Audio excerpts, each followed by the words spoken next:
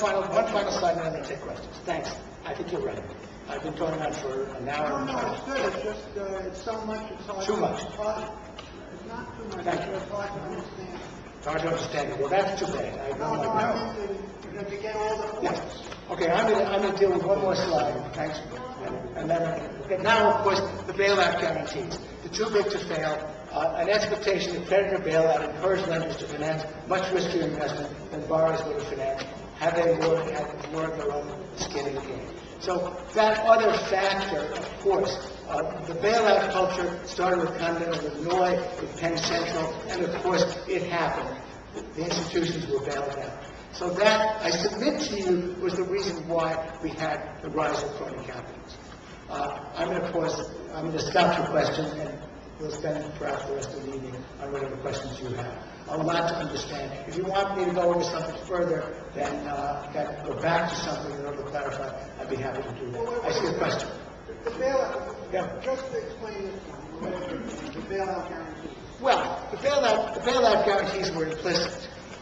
Clearly, of course, we always knew that Fannie and Freddie were going to do that. The market moved out. But we also had, of course, there's a history of bailouts, from Chrysler Corporation in the early 80s to Penn Central, to Continental Illinois Bank. We began to get the mantra of too big to fail. That if you ran an organization, you didn't want it to screw up, for sure. Nobody's saying that you necessarily did, but your organization would be bailed out if it failed. And of course, that is what we have found happen.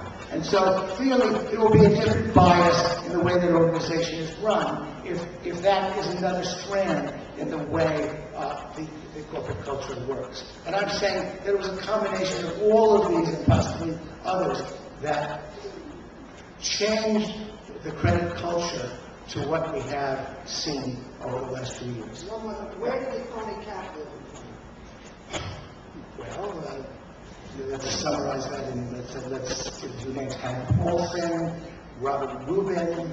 I mean, people for whom, the revolving doors, while you're working at Goldman Sachs, now you're working to a treasury.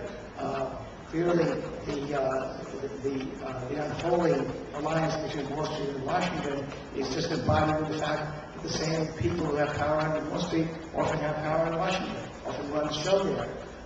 And so the direct connection, the old boy network among them is very well established.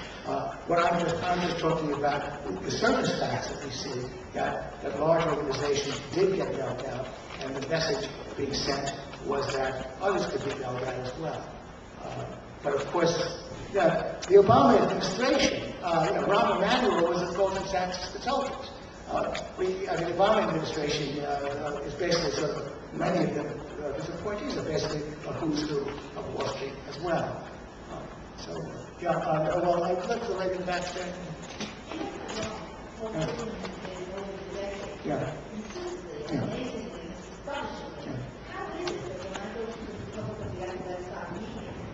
Worship him and mock me to say improvement is rarely been right. Except in Darfur. He's pretty good at Darfur. But outside of that, he's remarkably wrong. And yet they worship him and they give him the practice. What's the practice being wrong? The question was, for those who most of you heard it, was what is the source of all this food mania?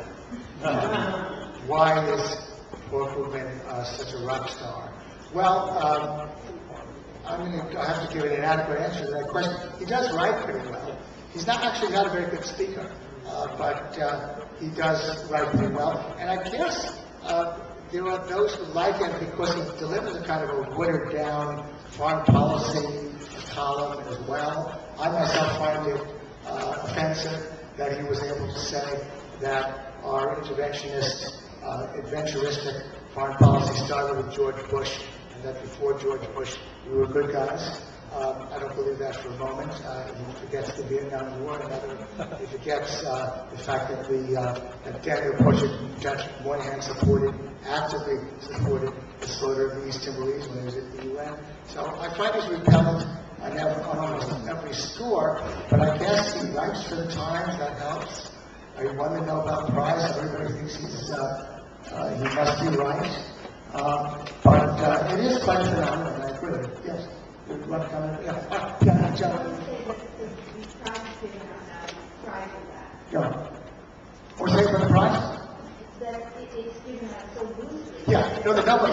No, It's just like prize with that. well, no, sure. It's like, giving Obama the Nobel Peace Prize. It's like giving a prize fighter the heavyweight championship before he enters the fray. But I want to say about Krugman that, of course, the Nobel Prize that he got was also kind of funny, because it normally would have been shared by other people who made contributions to international economics. I see a question way in the back.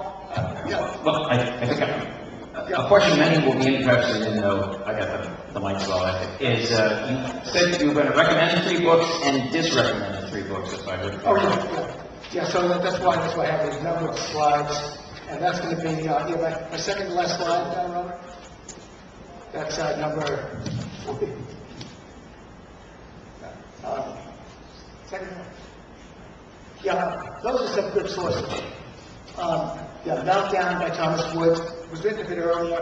The House of Boom and Bust. I'm a big fan of Thomas Sowell's, even though I do disagree with. He's not really an Austrian, but his book on the House of Boom and Bust was quite insightful. So it's now been reissued and updated.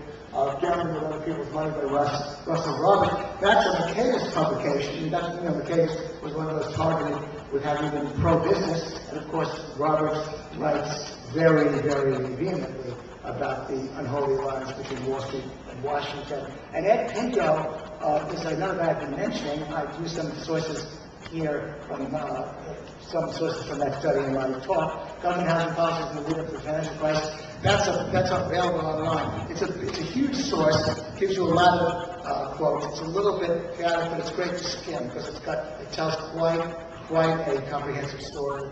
And I also recommend, I think Charles Caramel's interview, Charles Calaveras is at Columbia, on Econ Talk with Russ Roberts. That's an hour and 15 minutes, and he covers ground pretty well on what happened. And he's quite articulate and I think quite dynamic. So I recommend that as well. Just a second. Yes. Just a second.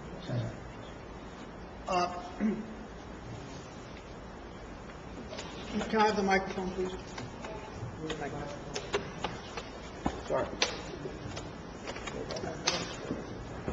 Now, Gene has been talking nonstop for an hour, and he's given us a lifetime of ideas to think about. Is there anyone here who has a general analysis, an alternate view that he'd like to propose, hopefully with some foundation, to give Gene a bit of a rest for a second before he continues to answer specific questions. So who has a general, all right, would you raise your hand if you have a general alternate? Okay, I see someone in the back. Come on up. Come on up. All right, we have a few people in the back. Introduce yourself and give a good foundation for what you're going to say. Sure, I'm John Stone. I mean, it seems like Tell us your background. I work in finance and actually have a background in engineering and aerospace, so I kind of come from 2 worlds. But where it seems like part of what was left out of their talk is that there's been very much an international component to it. There were housing bubbles in various places around the world that didn't have a Fannie, that didn't have a Freddie, that didn't have Community Redevelopment Act. So it seems to me that maybe a lot of it was driven by debt super cycles, whereby you have over a period of time a buildup of debt until eventually the ability to service that debt becomes painful enough, and the ability of debt grantors to give out more loans goes away. Maybe perhaps based on what they saw happen in the U.S.